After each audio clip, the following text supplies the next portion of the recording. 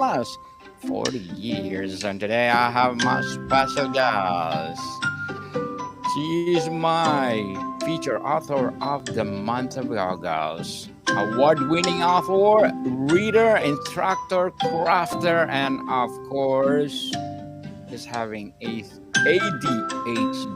No other than Miss Julie Rowe. Welcome to Book 101, Miss Julie. And can you please introduce more about yourself? Thanks, Daniel. I am so excited to be here with you today. I have been writing for well over 20 years. I enjoy the creative process. I enjoy helping other people find their creative outlets. So I do quite a bit of teaching online. I write every day. I craft things every day. Yes. I'm a busy gal. Yes, busy indeed. I can see all your books. You're truly busy, Miss Julie. And thank you so much for sharing your knowledge and wisdom to the world. Hoping for more and more award-winning pieces to come. So today let's talk about being you, award-winning author. What does a being an award winning author mean to you personally and professionally? Personally, it means that I'm reaching my readers and I'm giving them a good story. That's the biggest thing for me in writing is to make sure that I'm providing whatever that person who's reading my story needs. So, fun, entertainment, and sometimes just a really good feel good moment by the end because I believe in happy endings. So, that's what I want to give to readers. Professionally, Definitely.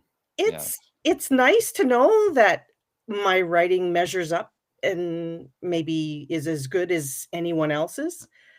I prefer actually to have readers enjoy it. Sometimes I don't always agree with um, what other people write, so I kind of go with what readers are doing. Yes. And Miss Julie, again, congratulations for being award winning author. How has winning a major awards changed your writing process or creative approach? I have added more self-editing to my process. So I will leave my first draft alone for a week or two and then come back to it so that I have fresh eyes, so I can see all the things that I've spelt wrong. I do that a lot. Drop words here and there, uh, mistakes. Sometimes I've changed a character's name and I don't catch it until I do start doing that self-editing. I also have a trusted assistant who goes through all of my stuff and really helps me see the things that I can't because I'm too close to it. It's sometimes it's a question about a character and their development. Sometimes it's about the plot line, but it's really important to have a trusted team or friends or people around you that can help you figure out, okay, is what I've written ready or does it need some more work? Interesting. Yeah, Miss Julie, what is the most surprising lesson you've learned about craft through your award-winning work? Wow, that's a great question. The most surprising thing. Yes. The the most surprising thing is that it is as hard to write that story today as it was when I first started. And it doesn't get easier. I think it gets more interesting as time goes by because when I first started, I didn't know what I was doing, you know? It took me a year and a half to write that first book. A year and a half. I had small children. I wrote 4 pages a week. Now, now I write 1,500 words a day. So I've definitely sped up, but it's still just as difficult. It's still just as much work.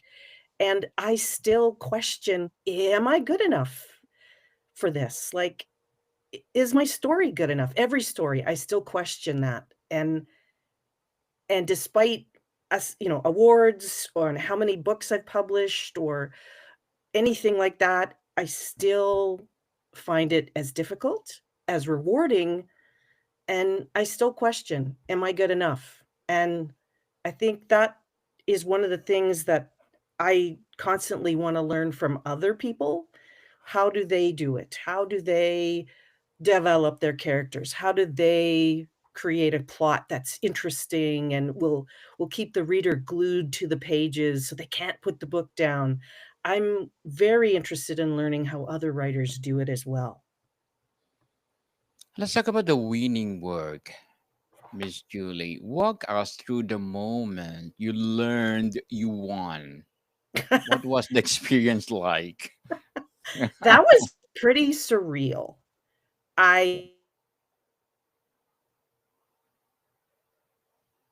The story won that one. It's called Saving the Rifleman, and it's part of the War Girls series.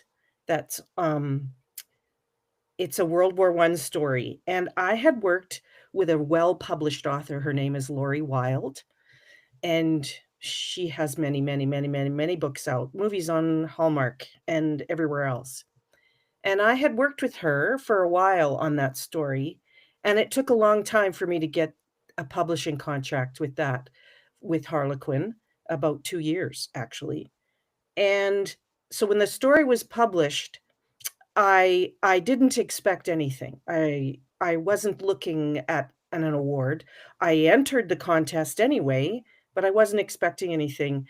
And Lori Wilde actually tagged me on Facebook and said, "You beat me. I have a story in the same contest and you beat me."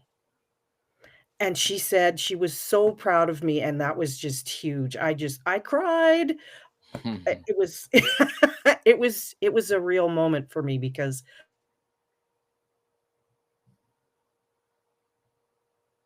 work and her work ethic and how she's just such a kind person and a generous teacher, and I just wow, I couldn't believe it. Did you know while writing these War Girls that it was something special, or did recognition surprise you the most? I think it was the recognition did surprise me quite a bit. The story itself, I based this on a real person. It was a nurse during World War One, and I used a lot of real world, what actually happened elements in the story. Unfortunately, in real life, she was killed, but in the story, I gave her a happy ending. And and the story is all about how women really do a lot behind the scenes, uh, even in war, to look after people, to care for people, to help them. And and so the story ended up very timely. And sometimes people need to hear that even if you don't know who's doing who's looking after you in a hospital or a clinic, they're probably putting in really long hours. They're probably giving up time with their family.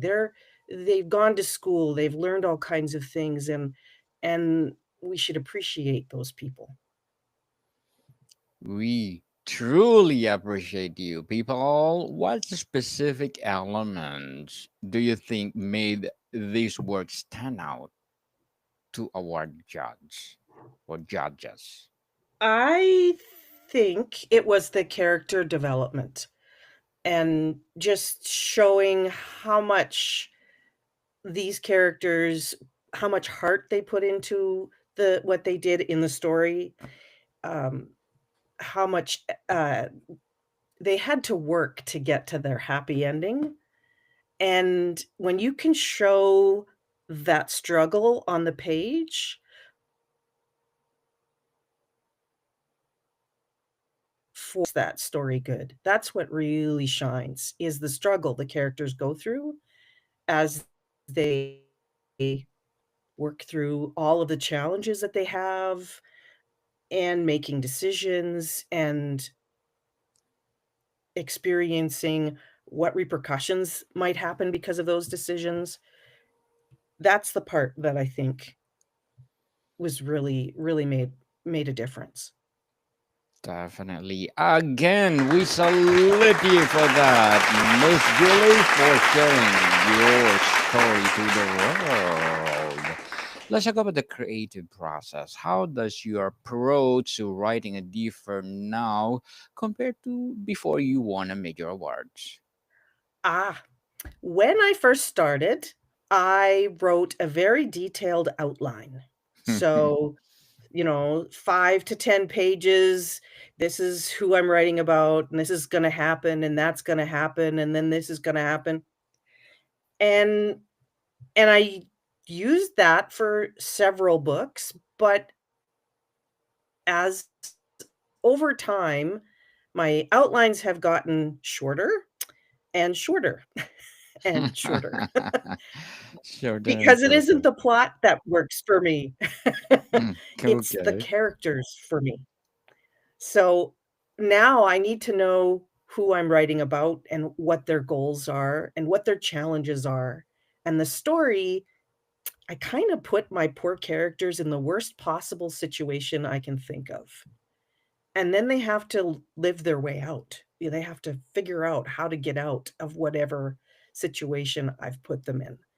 So it's all about the character's journey for me, and as a result, I don't do as much outlining. Once I have my characters figured out and I do write that down, then I just let it go and stick them in the situation and then let my creative brain loose. And we call that kind of writing by the seat of your pants. I'm not Yes. have you heard Yes, that before? indeed. A gardener, indeed. For sure, you're a gardener now. Comparing before, you are architect, as they said. So, how do you balance writing for awards versus writing for your readers? Oh, I don't really look at it that way. I write for the reader all the time, and hopefully I win awards, but that's not my goal. My goal is always writing for the reader. Um, People are pretty smart. If you don't write well, they're going to figure it out. True. They won't finish your book if you don't write well. They So scrutinize you. yeah, that's right. They're gonna figure it out. And in fact, I have to tell students that in writing classes that you do not have to tell your reader everything. Sometimes it's fun for the reader to figure it out with character. So if you're writing a mystery, you don't want to give it all away. You Yes, you let them suspense. figure it out because readers are smart. And the challenge, though, for authors is to you can't use sometimes real life inspiration because people do really dumb things in real life, and a reader won't let that happen. There's a thing called too stupid to live. They don't like characters who do stupid things. It's just not believable. Even though that stupid thing happened in real life somewhere, readers don't like it. So you end up having to make sure everything is logical and reasonable, even though human beings often are not. True. Miss Julie, let's talk about the industry or industry insights. What's one thing about literary awards you wish more writers understood? I wish more writers understood that you are writing for your reader and the awards are a bonus. And True. it's it's not about awards. It's about touching people. It's about giving them a story that leaves them feeling uplifted, inspired, interested in the world, wanting to get out and do something. That's that's what you should work Yes. Very empowering answer, Miss Julie. Truly, truly empowering. How important are awards for an author's career in today's publishing landscape? That's a good question because the publishing landscape has changed quite a bit. When I Yes. first started, my first book came out in 2011, and at that point, the publishers held a lot of the control. They were the gatekeepers. If you didn't sell to a publisher, you probably weren't going to see your book anywhere. And since then, self-publishing has become a huge thing, and you writers no longer have to go to a publisher if they don't want to. So, I think there's fewer books that are the same quality because there's so much self-publishing, and if self-published authors took the same amount of work to put out a book as the publishers do, there'd be a lot of really good stories out there. It's you can't take shortcuts when you're self-publishing. You need to still go through an editing process, not just with yourself, but with someone who's going to give you developmental edits and line edits and then goes to look for all those spelling mistakes you've made because there's lots and you might think there isn't, but there are. And you don't want somebody on Kindle, for example, complaining that there's spelling errors in your book. It doesn't look good. So, quality work. Write a good story, find a good editor, work with a good editor, work with someone who's really good at the grammar, punctuation, and spelling. Put out a quality product. Quality products indeed. And Miss Julie, what advice would you give to authors submitting their work for awards consideration? Make sure that that story is clean, it's pristine. You've had an opportunity to look at feedback from other people to see if there's anything you can improve. And also, just write the story of your heart because that will show up on the page. Write what makes you engaged and motivated. Write what makes you happy. Right. Makes you happy, people. Your passion, for sure. Let's talk about the challenges and growth. And thank you for that advice, Miss Julie. Has award recognition created any unexpected pressures or challenges in your career? Well, of course, the pressures are everybody wants an excellent book every time, True. and I guess that leads to part of my issue with is it good enough when I write a story? I always ask that question. Is it good enough? Is it better than the last book I wrote? Because I always want to write a better book. So frequently, I am always questioning that, and that is a challenge for me, and for a lot of authors because we all want to do better every time, and it's hard to know.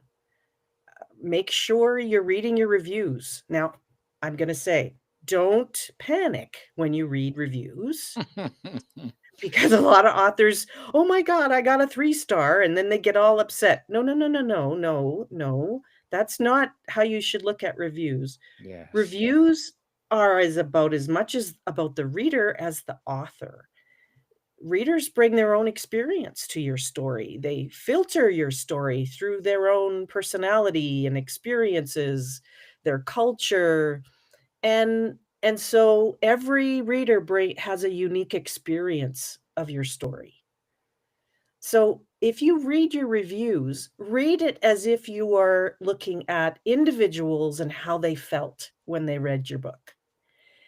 And is that what you meant for them to feel? And Yes. if it isn't, that's where you go back to your work and you say, okay, I wanted to create this emotion and I didn't for this person. Why didn't that happen? What could I do differently to maybe increase the chance of creating the emotions that I want? And it's those kinds of questions that you ask yourself that can really help you become a better writer every time you write a book. A better writer, people. And please, please learn from those, well, from those criticism. Those criticism make you perfect, It or not totally criticism perfect. criticism is useful. It shows where improvement could be made. It Yes. might not be something you even choose to do. I mean, sometimes I will listen to somebody and I'm like, "Well, I don't agree."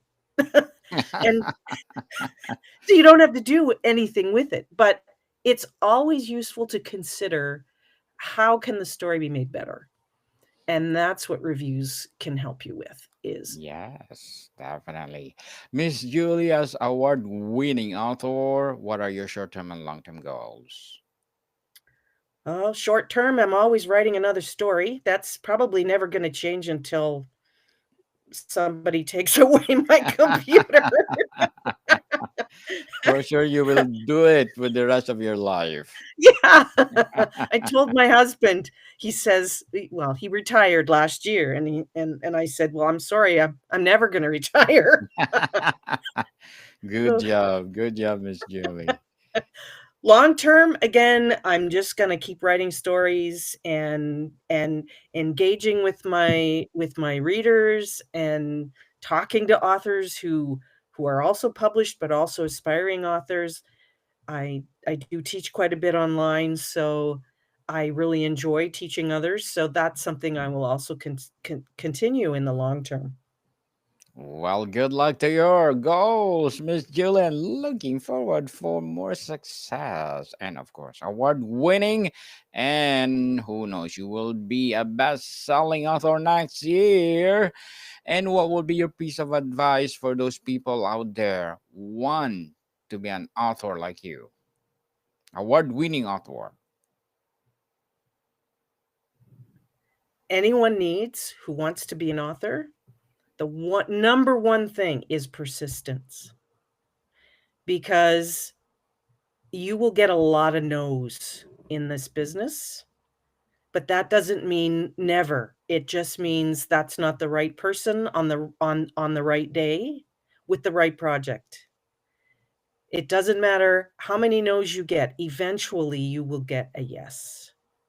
Persist, persist, persist. Yes. Try and try until you succeed, people. And Yep. consistency. Yeah, consistency indeed. And thank you for that advice, Miss Julie. And can you please recommend a book or books that influence your journey? In what kind of book? Any kind of book or books that influence your journey, your Ah, writing or whatever. That okay. So, one of my favorite writing books that I often recommend is by James Scott Bell, and it's called Writing from the Middle. And it is about writing your plot outline, not from the beginning or the end, but from the middle of the story. Really different way to look at it. And I have found that it really helps people get over what they call the sagging middle in their book, where they kind of run out of things to do. They know the ending, but they don't know what to do in the middle. And that book really helps. yes, they're having a mental block at the middle, in the middle of their writing. It And happens to everybody. yes, definitely it happens. And thank you for that recommended book, Miss Julie. Does a word success influence what you choose to write next? No, Not at all. not at all. Not at all. Uh, it- my imagination goes 100 miles an hour every day. So I've always got a story that wants to be told, always. So that's what I do. I'm writing for the reader and to tell the stories that just Awesome. don't want to be shut up. Yes, awesome. And Miss Julie, before we wrap up our discussion for today, I'm inviting you to please do listen to my other podcast, people, my other podcast, because my abstract essay is already in fifth season, abstract poetry in second season, and my book 101 review in fifth season too, comedy 101 in second season, and my food 101 in fifth season as well, geography 101 in fourth season, and my baby podcast Law 101 and Mental Health 101, Love Letters in its third season, and my Movie 101 review and Music 101 in its fourth season, and Science 101 and Sex 101 in its first season. Please listen to them wherever you listen your podcasts. So, Miss Julie, what's one dream project you have not tackled yet that you'd love to pursue? Wow, that is a good question too. I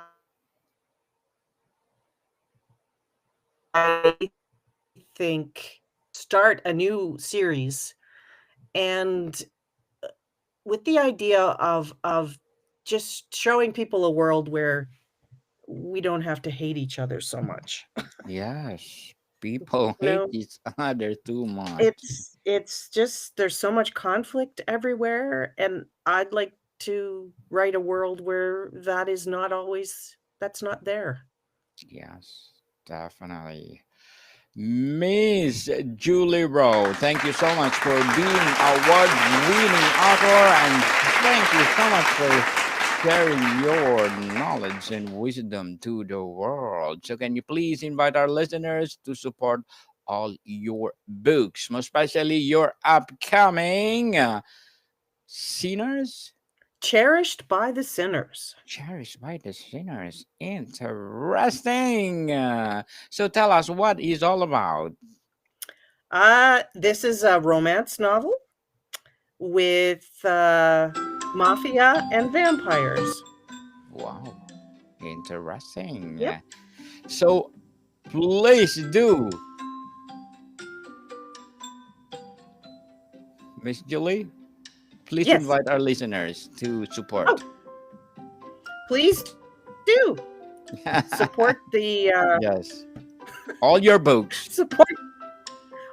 Yeah, support my books. You can find me online at julieroweauthor.com. Yes, people, let's support Miss Julie Rowe because if you support her, for sure, more and more and more empowering, well, books, novels to come. So, Miss Julie, thank you so much for your time. Thank you. More to come, people. See you soon.